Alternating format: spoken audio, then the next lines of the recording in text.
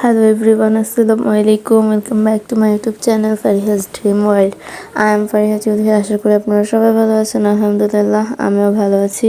তো আপনাদের সবাইকে ওয়েলকাম আমার নিউ আরেকটা ব্লগে। এই ব্লগটা অলমোস্ট 2-3 দিন মিলিয়েই করা আর কি। এখন সেভাবে ভিডিও করতে পারতেছি না, ইনশাআল্লাহ রেগুলার হব, আবার চেষ্টা করব। তো এই তো সকাল সকাল ঘুম থেকে উঠে আমি আমার ডোরাকে একটু আদর করতেছিলাম।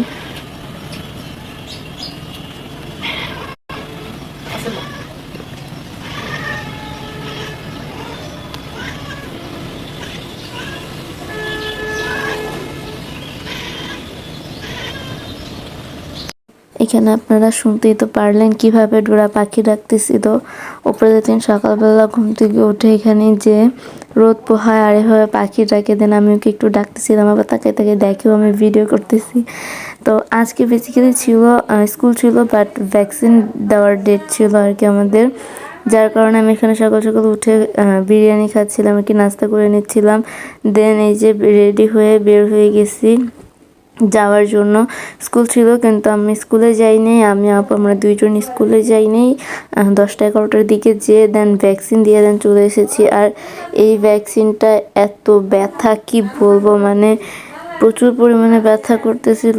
ইভেন এখনও হাতে অনেক ব্যথা, জ্বর ঠান্ডা এমনভাবে আসছে কি বলবো। আর বারবার খালি জ্বর কমতেছে আবার উঠতেছে।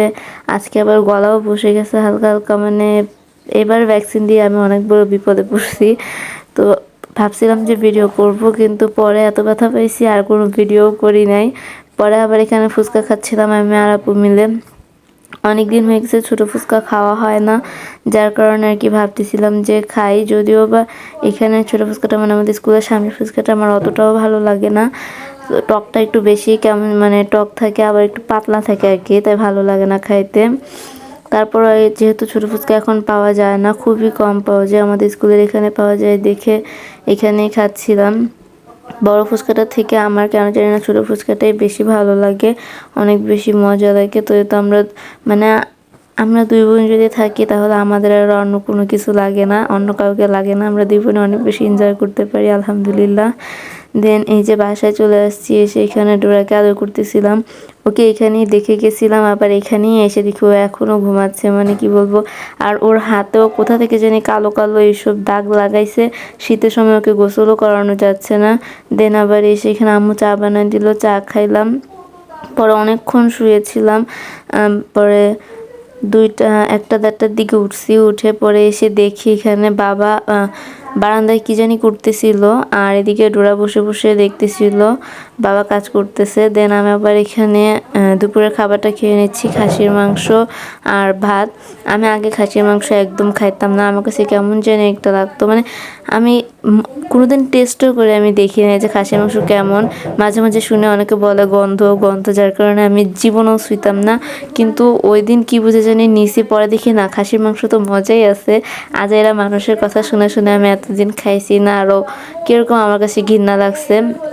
আর যেহেতু ছাগল কীরকম জানি থাকে, যাই হোক এখন মজা লাগে, এখন খাইতে পারি। তারপরে আমি অসুস্থ থাকলে, মন খারাপ থাকলে আমি সবচেয়ে বেশি পছন্দ করি রান্না করতে, যার কারণে এখানে প্রচুর হাতে ব্যথা ছিল, অনেক কীরকম জানি লাগতেছিল। তারপরে ভাবলাম কিছু একটা বানাই, আমার ভালো লাগবে, বাবাও খুশি হবে, কারণ বাবা আমার হাতের খাবার খেতে অনেক বেশি পছন্দ করে। যার কারণে এখানে চিকেন চিপস বানাচ্ছিলাম। পরে ভাবলাম আপনাদের সাথে শেয়ার করি যে আমি কীভাবে চিকেন চিপস বানাই, একটু অন্যরকমভাবে। তো এখানে মরিচ গুঁড়া, দেন জিরা গুঁড়া আর চিকেন চিপস বানানোর একটা স্পেশাল মশলা দিয়ে, দেন লবণ দিলাম, দিয়ে এটা সুন্দর করে পাতলা পাতলা কি বলে এটাকে, একদম পানির মতন করে এটাকে মাখিয়ে নিতে হবে। আর মরিচটা একটু পরিমাণে বেশি দিচ্ছি, কারণ কালারটা সুন্দর হয় আর কি। আপনারা যদি ঝাল কম খান সেক্ষেত্রে আপনারা অবশ্যই কমিয়ে দিবেন, সেটা কোনো প্রবলেম না। আমি যে কোনো রেসিপি আপনাদের সাথে শেয়ার করি না কেন, আমি সবসময় করি কি পরিমাণটা অ্যাকুরেটলি বলি না, তার কারণ হচ্ছে এক একজনের কাছে এক এক রকম পরিমাণ দিয়ে এক এক রকমভাবে বানায় খেতে ভালো লাগে। আমি জাস্ট ইনগ্রিডিয়েন্টসগুলো দেখাই যে আমি কী কী দিয়ে বানাইতেছি, এটাই। তো এখানে আমি সুন্দর করে এটাকে মিশিয়ে নিয়েছি। তারপর এখানে টমেটো ক্যাচাপ দিয়ে দিচ্ছি, আপনারা চাইলে এখানে টমেটো সস দিতে পারেন, বাট আই থিঙ্ক টমেটো ক্যাচাপটা বেশি ভালো, মানে সস তৈরি না করে আর কি টমেটোটাকে করে দিলে আর কি ভালো লাগে, জাস্ট ফর কালারের জন্যই দিছি, অন্য কোনো টক লাগবে এরকম কোনো কারণে না। অনেকে আবার আমি দেখছি চিনিও দেয়, বাট আমি চিনি দেই না, কারণ জিনিসটা ঝাল খেতে বেশি মজা লাগে। তারপর এখানে আবার একটু শুকনো মরিচ গুঁড়া দিয়ে দিচ্ছিলাম, এটা আপনারা চাইলে নাও দিতে পারেন, কিন্তু দিলে হয় কি একটু মাঝে মাঝে যখন একটু মরিচের গুঁড়ো তারপরে একটু মরিচ মুখে পড়লে মজা লাগে, যার কারণে এখানে সামান্য পরিমাণে শুকনো মরিচ দিয়ে আবার মিশিয়ে নিচ্ছি। দেন এখানে এটা কি লেবু, হ্যাঁ লেবুর রস দিয়ে দিচ্ছিলাম।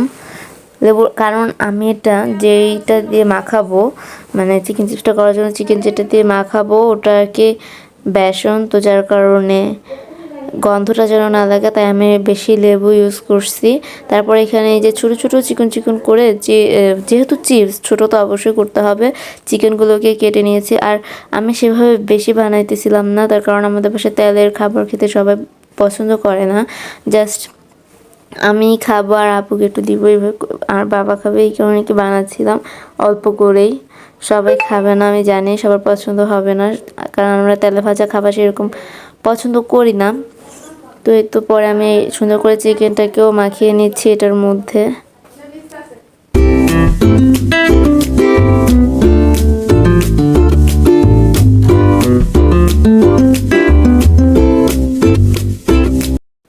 তো এই তো চিকেনটা রেডি করা শেষ। তারপরে এখানে চলে আসছি, ভেষণ নিছি আর কি, ভেষণ পরিমাণ মতোই দিবেন আপনারা, আমি একটু কম দিছি, তার কারণ হচ্ছে চিকেনটা যদি বেশি মুখে লাগে সেক্ষেত্রে মজা লাগে। আপনারা চাইলে যদি উপরে এটাকে কি বলে, আমি আসলে সেভাবে রান্না পারিও না, তো তাই আমি জানিও না, তো যাই হোক মানে মাখাবো যে, আপনারা যদি চান আপনারা বেসন বেশি করে দিয়ে চিকেনের উপরে বেশি পার্ট দিতে পারবেন, তাহলেও মজা লাগবে, একটু বড় বড় লাগবে, কিন্তু আমার কাছে মজা লাগে শুধুমাত্র চিকেনটা মুখে পড়বে, বাট এভাবে ভাজলে আসলে খাওয়া যাবে না, যার কারণে এখানে বেসনের মধ্যে সামান্য পরিমাণে মরিচ গুঁড়ো, শুকনো মরিচ গুঁড়ো আর লেবুর রস দিয়ে দেন এখানে চিকেনটাকেও মাখিয়ে দিচ্ছি আর কি।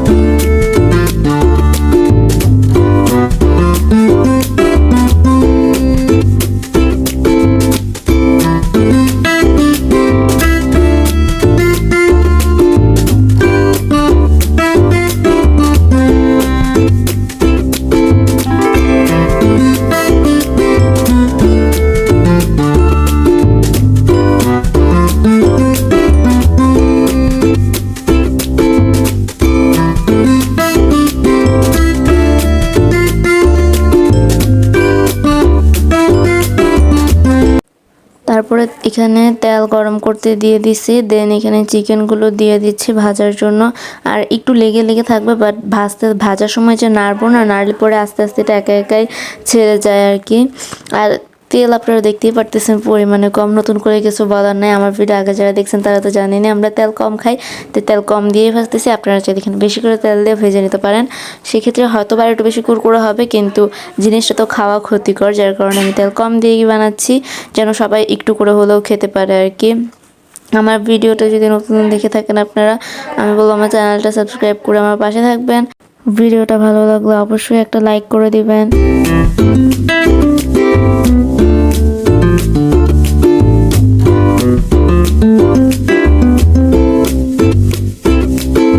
তো এই তো আমাদের চিকেন চিপসগুলো রেডি হয়ে গিয়েছে, এখন গিয়ে মজা করে বসে বসে খাবো, খেয়ে দেন আবার ঘুম দিব। কিন্তু তার আগে আপনাদের সাথে আমি আরেকটু কিছু শেয়ার করি।